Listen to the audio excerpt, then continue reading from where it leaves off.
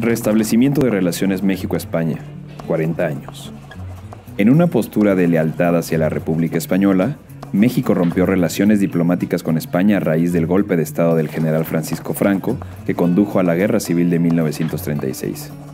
A 40 años de que los cancilleres Santiago Roel y Marcelino Oreja acordaran reanudar relaciones oficiales el 18 de marzo de 1977, poco después de la muerte del dictador, investigadores del Colegio de México reflexionan sobre los impactos de ese reencuentro y sobre las formas que han tomado los vínculos entre dos naciones, cuya historia fue compartida durante los 3 siglos que duró el virreinato, pero que tuvieron la ocasión de reconocerse de nuevo sobre las bases que corresponden a 2 repúblicas soberanas.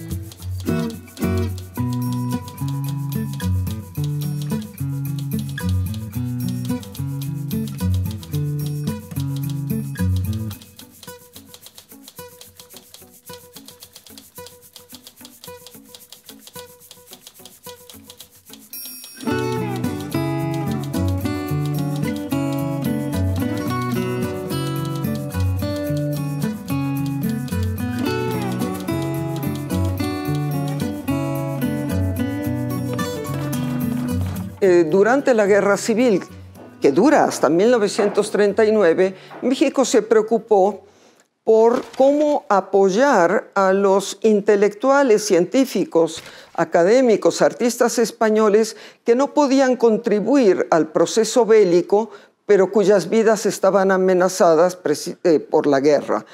De tal manera que se inició una política de acoger en México a estos personajes de la vida intelectual española, y en 1938 se fundó para tal propósito una institución que se llamó la Casa de España en México.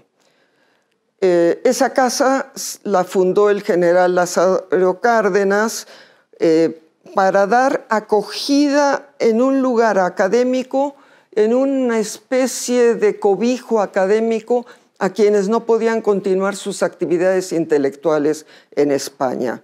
Y para eso se nombró, a partir de 1939, un presidente que fue Alfonso Reyes y un secretario general que era Daniel Cosío Villegas. En ese sentido, la Casa de España se convirtió en un gran centro cultural en México, pero al terminar la presidencia de Lázaro Cárdenas en 1940, y ante la incertidumbre de cómo iba a ser la sucesión presidencial y qué iba a suceder con el siguiente gobierno, se decidió mexicanizar la casa, y en octubre de 1940 cambió de nombre de Casa de España al Colegio de México. El proyecto sobre la literatura del exilio español en México arrancó en el Centro de Estudios Lingüísticos y Literarios en el año 93.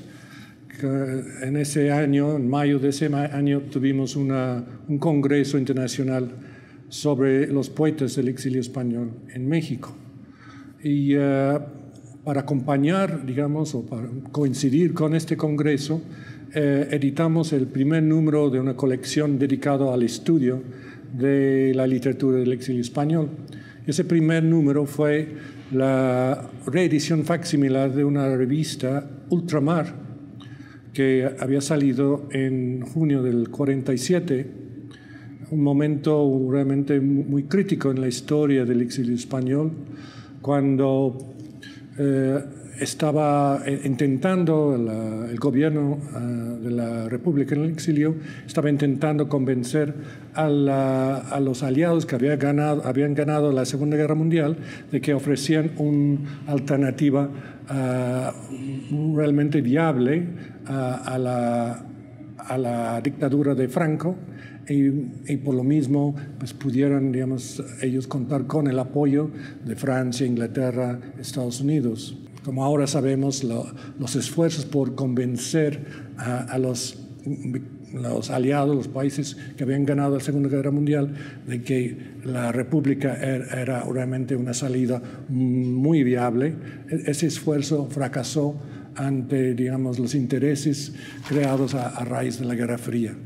Y España fue sacrificada, la España republicana fue sacrificada a los intereses geopolíticos de Estados Unidos y de Gran Bretaña y Francia sobre todo.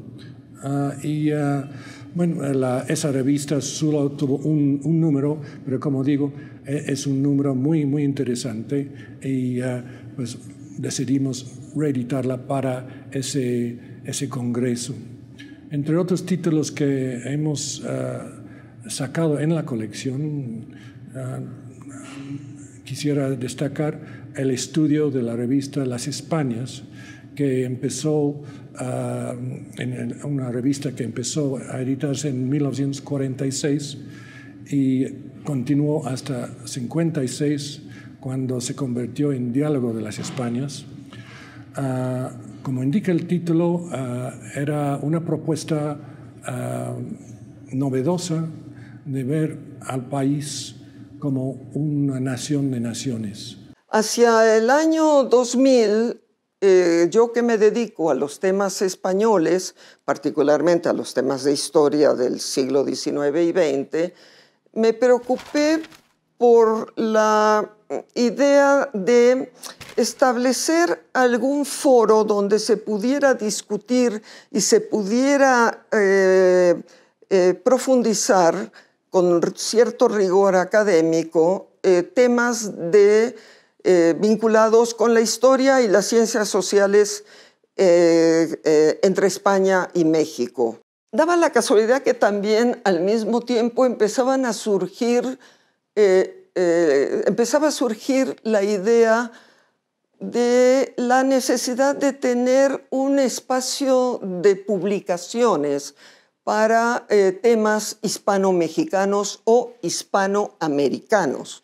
Nunca quisimos cerrarnos 100% y no pensar que en lugar de una relación exclusivamente bilateral, la relación tenía que ser triangular, es decir, México, España y América Latina. Y entonces se nos ocurrió la idea de fundar, junto con el apoyo de la presidencia del colegio y el Departamento de Publicaciones del Colegio de México, iniciar una colección cuyo nombre sería Colección Ambas Orillas.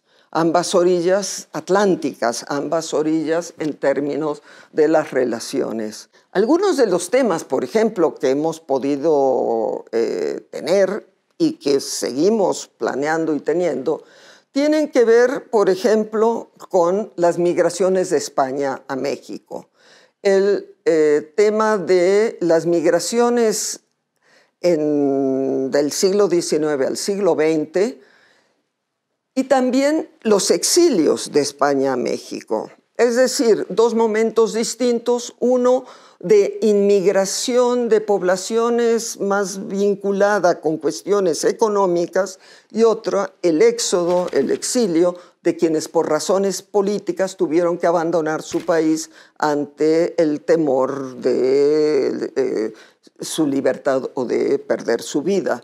De modo que hemos trabajado esos dos temas con cierta frecuencia porque son temas que interesan mucho hoy en día, tanto a españoles como mexicanos. La importancia de los intelectuales para México es difícil, digamos, calibrar. Digamos, a nivel popular, digamos, hay ciertas figuras del exilio español que enseguida son reconocidos por la mayor parte de los mexicanos que se interesan por la cultura de este país. Pienso, por ejemplo, en Luis Buñuel, que aunque nació en España, en Aragón, ya hace mucho es considerado un cineasta, un director de cine mexicano, ¿no? Y digamos, sus películas, digamos, muchas veces se consideran muy mexicanas, no solo él, sino su cine, ¿no? Yo diría que León Felipe, hay una estatua famosa sobre Reforma, ¿no? Y su poesía se sigue leyendo muchísimo, ¿no? Entre los estudiantes de la Facultad de Filosofía y Letras de la UNAM, uno ve siempre ediciones de León Felipe, ¿no? Recientemente los mexicanos han querido hacer mexicano a Luis Cernuda. Es un poco más complicado en el caso de Cernuda, pero en fin, hay una voluntad de, digamos, de apropiarse de los que de alguna manera se destacan en un plano internacional, ¿no? Ahora, yo creo que para la historia de la vida cultural mexicana no se puede estudiar los años 40 y 50 sin realmente tomar muy en cuenta la presencia cotidiana de los españoles en sus colaboraciones en revistas y periódicos. Un caso muy ejemplar para mí es Juan Rejano. Juan Rejano durante 20 años dirigió el suplemento literario del periódico El Nacional. Juan Rejano estaba ahí dando lugar a veces a los exiliados, pero también promoviendo la trayectoria de jóvenes poetas mexicanos, dándoles espacio en el suplemento. Y muchos de ellos han dejado constancia de ese enorme apoyo, ¿no? Otra cosa, otro elemento, digamos, que considero fundamental, Joaquín Mortiz. Joaquín Mortiz es el nombre de una editorial que realmente es sinónimo con la nueva literatura que empezó a circular en México en los años 60 y 70. La generación de José Emilio Pacheco, de García Ponce, de Sergio Pitol.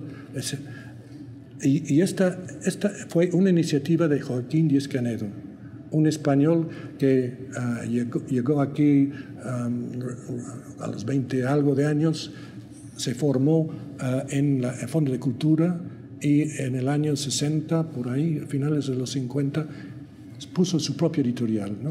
Y realmente Joaquín Mortiz, para mí, ¿no? es un elemento fundamental para entender la cultura literaria mexicana de los años 60, 70.